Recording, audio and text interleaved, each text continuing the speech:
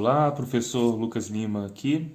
Vamos mais um exercício exemplo de mecânica dos materiais para fazer o diagrama de esforços internos dessa viga aqui, que tem um pino, um apoio e um carregamento distribuído uniforme depois do apoio.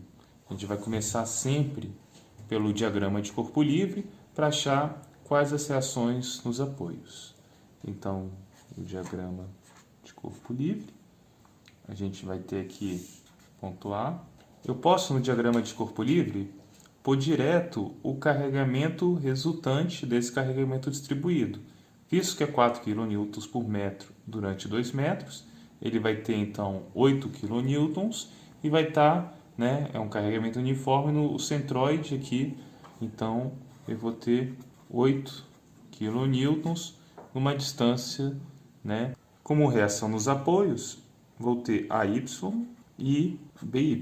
Eu teria também um AX, mas visto que não tem nenhuma força em X, eu posso já desprezar e nem colocar no meu diagrama de corpo livre. Então, vamos usar as equações de equilíbrio para achar as reações dos apoios. Primeira coisa, vou usar o somatório dos momentos em relação ao ponto qualquer que eu queira.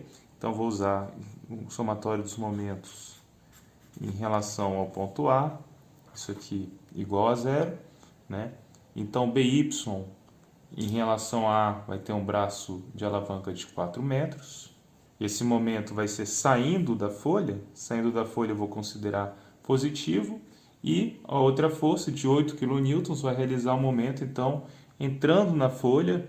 Então, eu vou considerá-la como negativo, menos um braço de 4 mais 5 vezes 8, igual a zero. Logo, BY igual a 10 kN. Para achar a Y, posso usar o somatório das forças em Y igual a zero.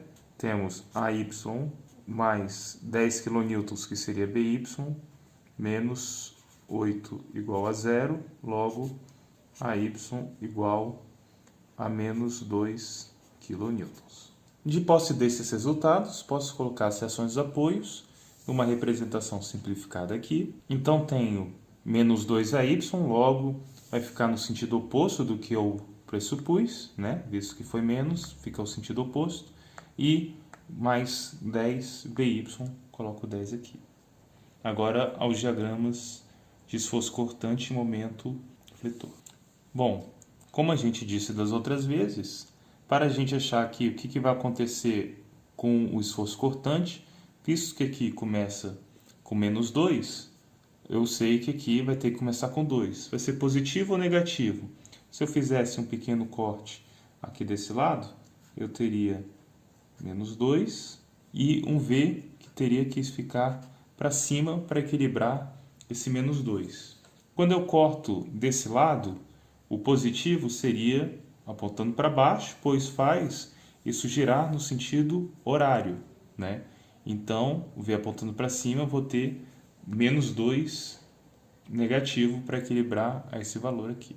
Então, ele começa com menos 2 kN e desse ponto até esse ponto, nada acontece no carregamento. Se nada acontece no carregamento, ele vai ser um valor constante.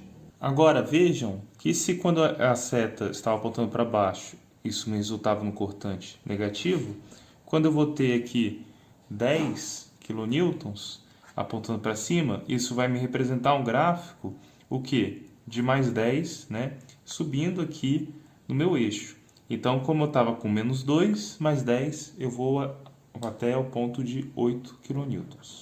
Bom, e agora o que vai acontecer daqui até o final?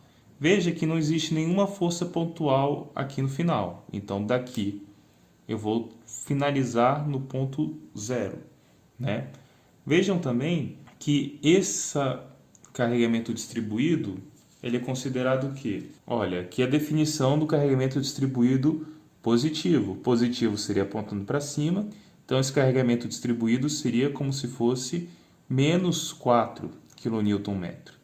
Uma constante. Essa constante, quando ela for integrada, vai nos dar a equação de uma reta.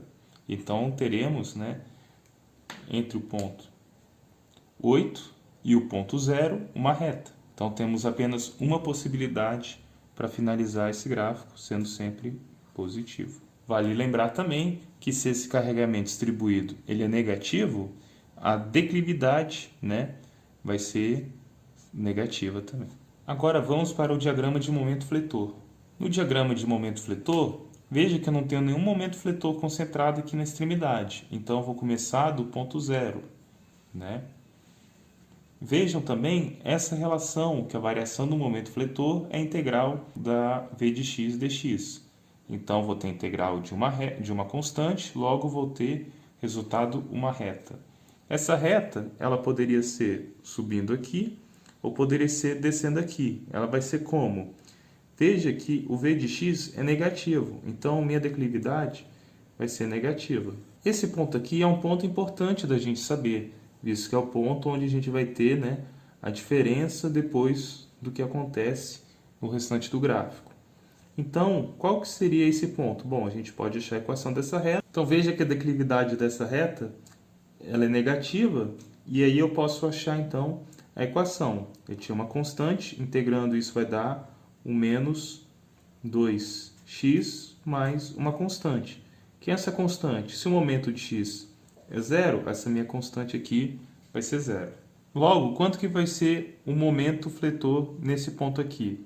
Bom, se eu tenho uma distância de 4 metros, 4 vezes 2, menos 8. E o que vai acontecer aqui, nesse último intervalo? Bom, eu tenho uma derivada que é positiva e é uma reta. Integrando isso, lembrando da relação integral, eu vou ter uma equação de segundo grau, uma parábola. Visto que minha declividade ela é positiva, minha parábola ela vai estar mais nesse sentido do que nesse sentido. E veja que é um número que começa grande e que vai diminuindo até o zero. Então, a derivada zero é algo assim, né? E uma derivada maior, ela vai ser algo assim. Então, vou ter algo mais ou menos desse comportamento de parábola. Então, bem, temos essa forma daqui. E se vocês forem ver, essa reta tinha essa inclinação, né? Podemos resgatar só para confirmar essas equações. Isso aqui seria, integrando isso, um menos 4x mais uma constante, né? Integrando isso me daria, então, menos 4x quadrado sobre 2 mais uma constante vezes x mais uma segunda constante, né? Vejam que essa concavidade ela é negativa, então a gente tem, né, a cara da parábola negativa e uma parte dela que é isso daqui. Beleza? Obrigado por assistir. Deixe comentário se vocês tiverem dúvida e dê um like no vídeo para a gente continuar e reforçar nosso trabalho. Obrigado.